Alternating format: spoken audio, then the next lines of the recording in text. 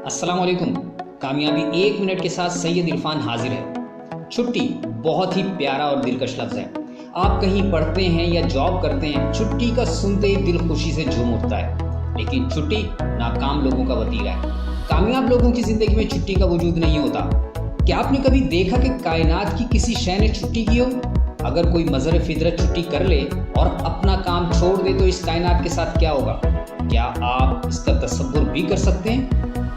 अगर आपके जिस्म का कोई उज़्व कुछ वक्त के लिए छुट्टी चला जाए तो आपके साथ क्या होगा? आपका दिल, फेफड़े, गुर्दे, दौरान खून, एक एक बॉडी सेल सब काम में लगे हुए हैं, हर वक्त काम में मसरूफ़ है।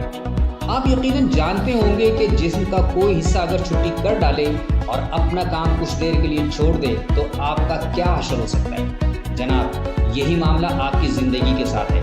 काम कीजिए, क्योंकि काम ही से ज़िंदगी है, काम ही से कामयाबी है।